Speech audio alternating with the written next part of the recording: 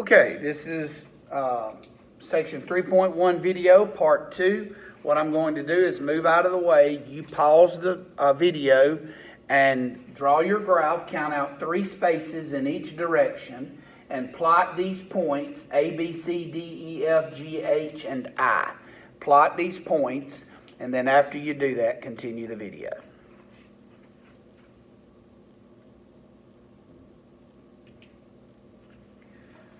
Okay, I'm assuming that you've plotted all of these points. So now what we will do is we're going to go to each one of these points and we're going to write the ordered pair by each one of these dots. Okay, so here we go.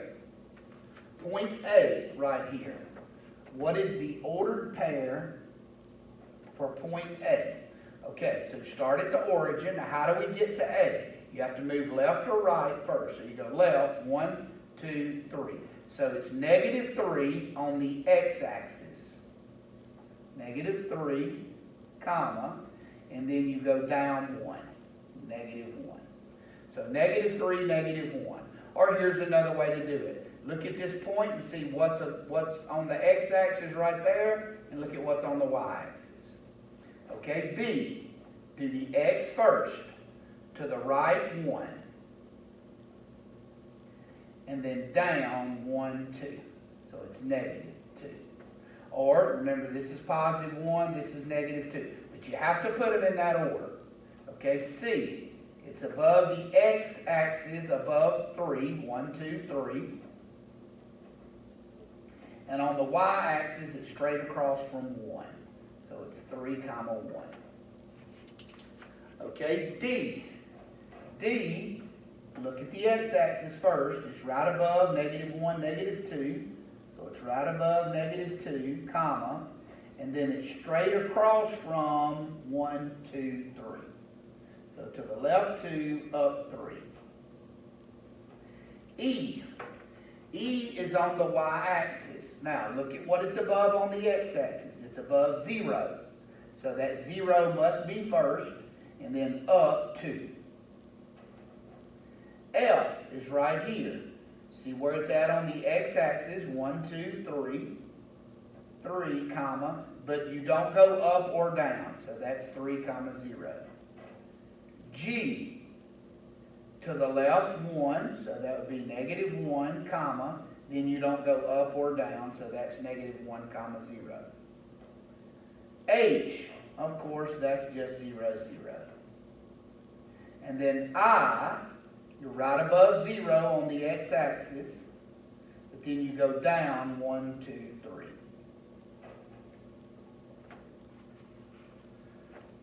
So, those are 2 of the things that you have to do in your homework in section 3.1. You have to be able to plot points, and then you also have to be able to identify points. Now, let me notice one more thing again. Notice C is in quadrant 1. D is in quadrant 2, A is in quadrant 3, B is in quadrant 4. G, H, and F are the x-intercepts. And notice the x-intercepts, all of the second numbers are 0. So anything comma 0 is on the x-axis. Now, look at your y-axis. 0, -3, 0, 0, 0, 2. On the y-axis, your y-intercept, your ordered pair, has an x number, first number of 0. And we'll use that a little bit later on in this chapter.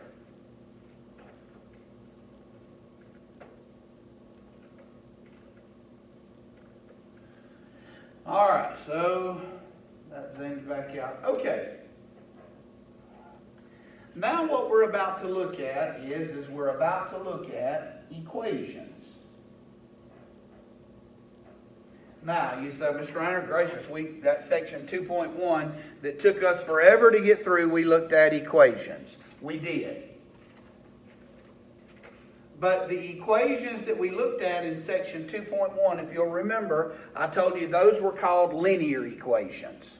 Linear equation was an equation where you just had one letter in it, and usually for us, I always put x. but it only had one letter in it, and it was never raised to a power. So you may have an X here plus another X, and then an X over here on the other side where you had to use distributive property and maybe decimals and fractions. But all of those linear equations just had one letter in it, and it was always just to the first power. What we're going to look at in this section is this. Sometimes your equations has two letters in it.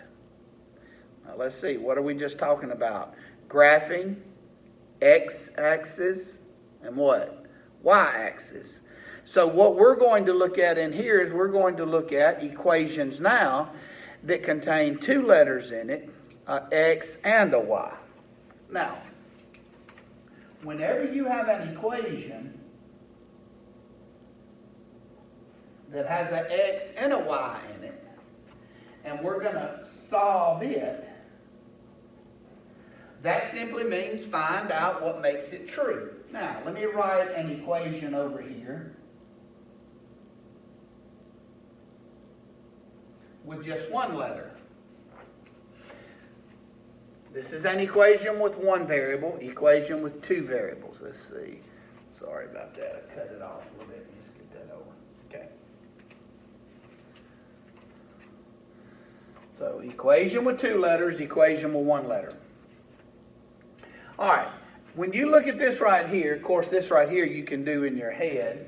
Let me set them equal to the same thing. Let me change this to 8, just because this one's equal to 8. So right here, if I said, what plus 3 equal 8, of course, you know the answer to that is 5. Now, how can I check this? Take 5 and plug it in right there. 5 plus 3 is 8. So, in this particular problem over here, this one is saying what plus 3 is 8. The answer is 5. There's no other option to that. Now look at what this is saying. This is saying what plus what else gives me 8. So what we're looking for here is a pair of numbers that adds together to give you 8. So your answer to an equation with two letters will be a pair of numbers, not just a single number. So, for instance, let me just show you this.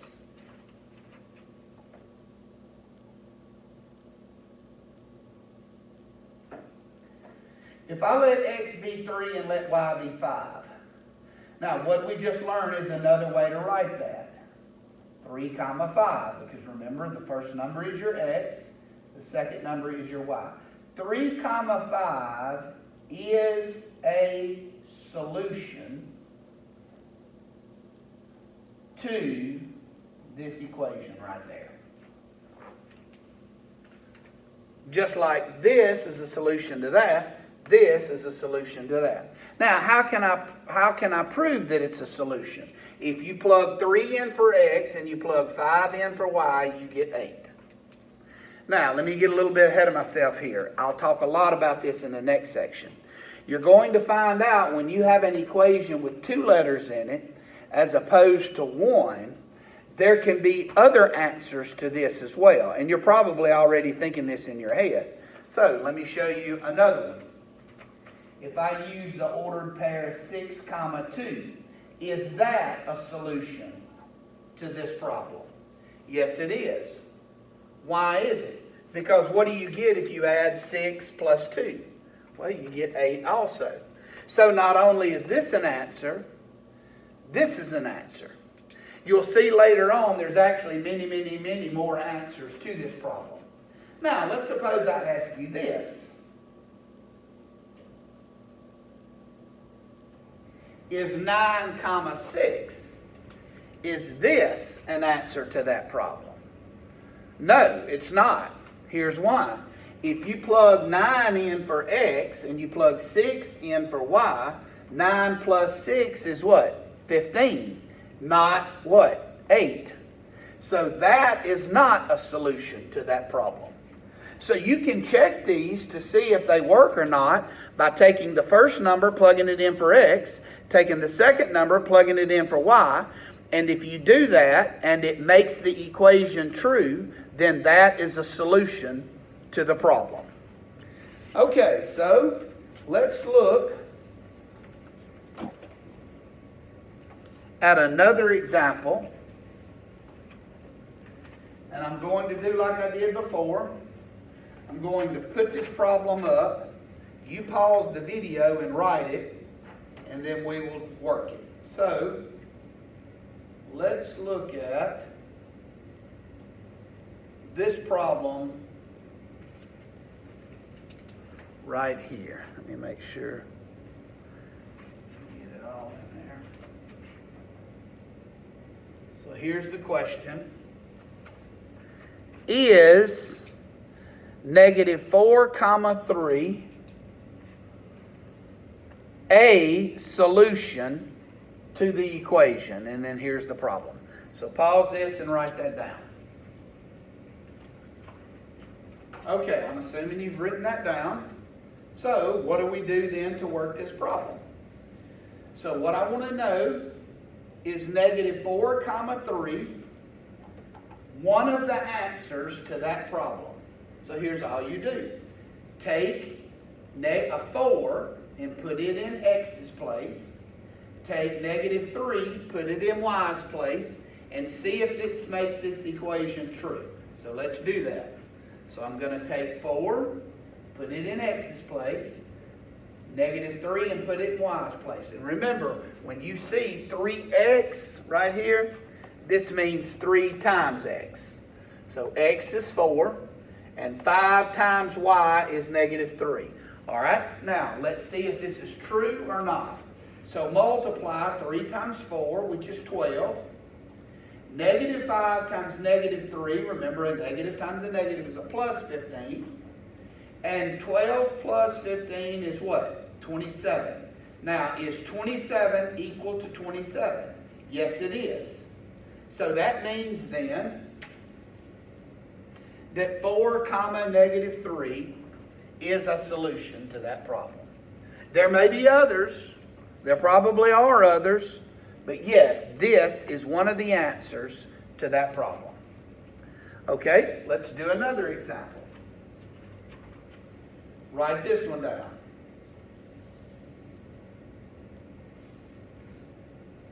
Let's see if you got the whole thing in here for you. Sorry about that. Okay, write this down. Write this down.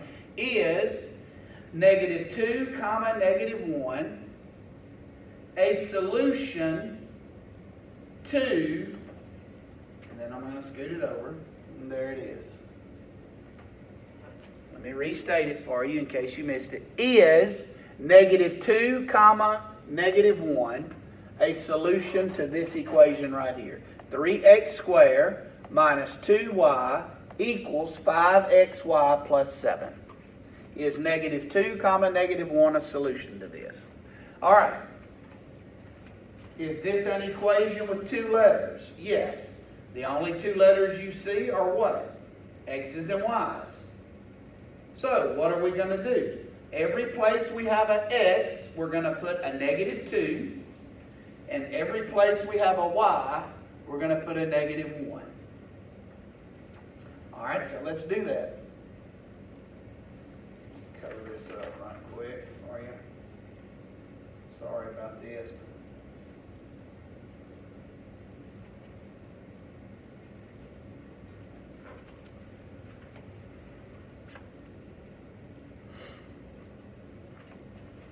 Okay, so let's see right here.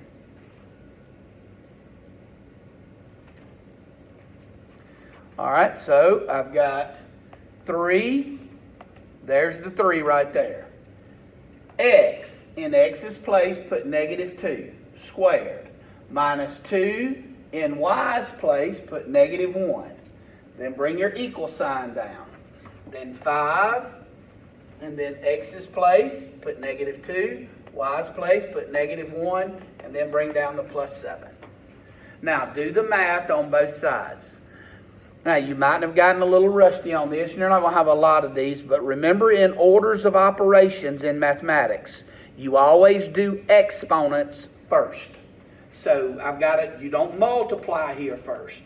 You have to square the negative 2 first. So, negative 2 squared means We talked about this earlier. It means negative 2 times negative 2. Well, what is negative 2 times negative 2? It's positive 4. Now, I just copied everything else down. I could have gone ahead and done this as well. Now, multiply negative 2 times negative 1. So this is 12. And then negative 2 times negative 1 is plus 2. Now, 5 times negative 2 is negative 10. But negative 10 times negative 1 is plus 10. And then bring down the plus 7. And then if you add the two numbers on the left and add the two numbers on the right, you get 14 equal to 17. Now, is 14 equal to 17? No.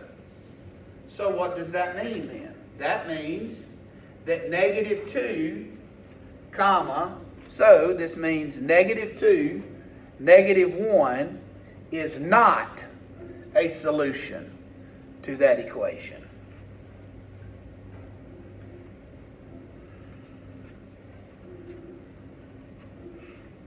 So all you do here is just whatever ordered pair you're given, you plug that first number in for x, second number in for y, and see if it's true or not. Now, in some of the problems in your homework, he may give you multiple ordered pairs for one equation. So he may give you another ordered pair for this same equation. If he does, you just start all over again and put that new ordered pair in and check it.